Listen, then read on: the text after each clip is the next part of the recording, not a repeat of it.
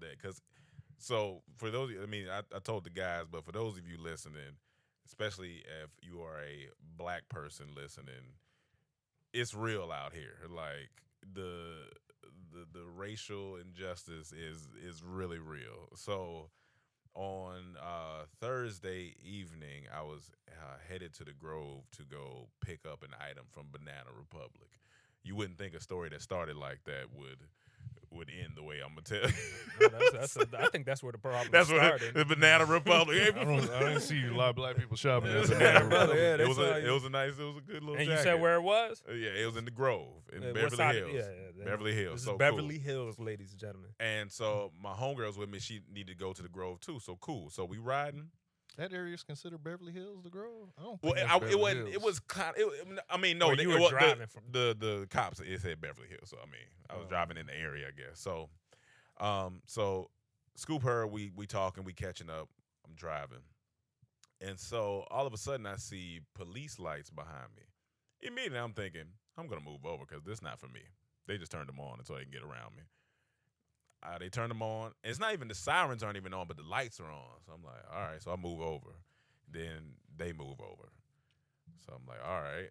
So I said, so I guess I should find somewhere to pull over. I seen a gas station coming up at this little intersection.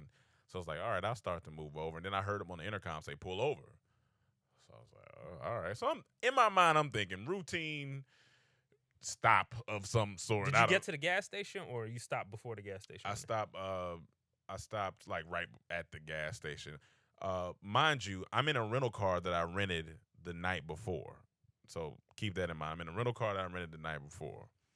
So I pull over and then everything goes 0 to 100 very fast. Another cop car flies by us, kind of turns in front of us so we can't go nowhere. The intersection is blocked, and I look around and I see the lights are blind. It had to be 6 to 8 more cop cars pull up. Now my heart is racing. I look at my homegirl. She's like, "What's going on?" I said, "I have no idea. Like, I don't know."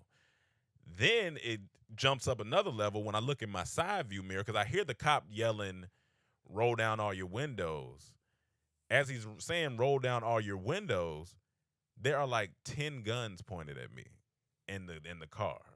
Like I see he got a gun, the person in his passenger got a gun, the cop on this side got a gun over here, and I'm like, whoa. Now mind you, my foot is still on the brake. So I'm telling my homegirl, like, yo, put the car in park, you know what I'm saying? I don't want to touch nothing, so boom. He's like, roll down all your windows. So I roll down all the windows. Turn off the car, throw the keys out. I turn off the car, I throw the keys out the window. My heart is because it's just guns pointed at me. I'm like, bro, I haven't done anything. I don't know what's going on. I'm going to Banana Republic. Like, I'm going to pick up a jacket. So then he's like, stick your hands out the window. So I'm hands out the window. And then he's like, do you have anything in the car? I said, no, it's my friend in the car. This is a rental car that I just got yesterday.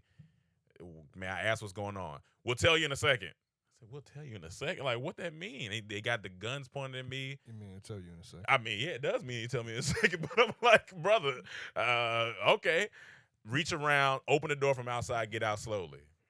In my mind, all I'm thinking about is, you know, the George Floyds, the Breonna Taylors, that all the people that have been in a situation like this or hadn't even had a chance to react in a situation like this and lost their lives. So my mind is everywhere. And I'm practicing, like, breathing and meditating. I'm like, all right, think about the YouTube videos you watch in the morning. Like, breathe slowly. Like, don't relax. So, cool. So I open the door. I hop out. He's like, turn away from me. So I'm like, now my back's turned. Now I'm even more nervous because my back's turned. I don't know what's going on back here. Put your hands on your head. So I put my hands on my head. He's like, walk backwards. So I walk backwards towards him. I walk backwards. He said, you got anything on you? I said, no. He's like, get on your knees. So I'm on my knees. And I'm like, bro, I hope they don't, like, try to tackle me to the ground. Because I still don't know what the fuck is going on. So then he puts me in cuffs. And it's a black dude that puts me in cuffs. Because I kind of seen him when he puts me in cuffs. He stands me up, puts me up against the police car. He's like, you don't have anything on you. I said, it's just my wallet in my pocket, my phone's in the car. I got this rental. He said, where'd you get the car from? I said, I got it from a rental company yesterday. I got the receipts in the email. I got the receipts in the car if you need to go look at it. He's like, I'm like, what's going on? He's like, all right, we're trying to figure some stuff out. I got to put you in the back of the police car. And I'm like, bro. So he puts me in the back of the police car. So then they handcuff my homegirl, put her in the other police car. So I'm just sitting in the back of the police car like, damn, I didn't think that in the top of 2021 I was going to be in the back of a police car on the way to Banana Republic. So I'm just sitting back there thinking about life. I hear on the dispatcher thing going off, like, run the VIN number, are these the same plates, all this plates and VIN number stuff going on. So immediately I'm like, oh, this car must be stolen. The whole car must be stolen. They still got the guns pointed at the car. And then they open the trunk of the car. They looking in the car. Mind you, after in hindsight, I feel like it was a lot of procedures that were supposed to happen beforehand, like asking of questions, license things, but none of that happened. And I wasn't thinking about it in the moment because I had guns pointed at me because you don't know what's going on in that. And so in my mind, I'm like, I just hope there's nothing in this car, like no type of drugs, because that's it. Yeah, that's it if there's anything in his car.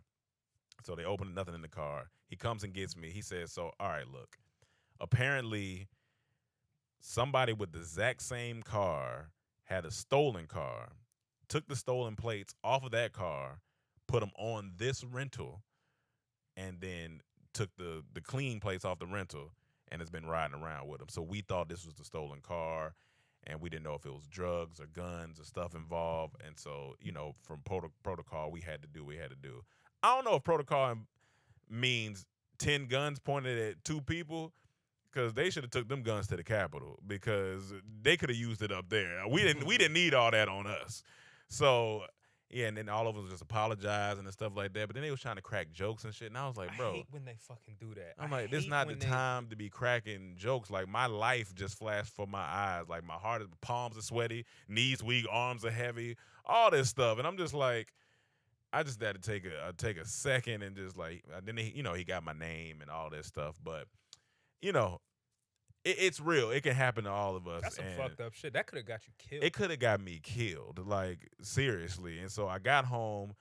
I had to let out a couple of tears because I was just grateful to be alive, and then I had to meditate on it, make peace with it, and just move forward. But to anybody listening, like, it's real out there. Just be careful as you can. That was wild. Luckily, like I said, I didn't let it affect me to where I'm like, scared to go out the house and nothing like that. But I know that could be traumatic, very traumatizing for a lot of people to have guns pointed at you, especially in that when you didn't do nothing. I literally didn't do nothing. And one wrong move from me, like reaching for something like it, that'd have been it. Like they'd have been shooting, because they don't shoot to warn, they shoot to kill. So it's like it was crazy. It was crazy. But I'm alive. I'm here. I'm grateful.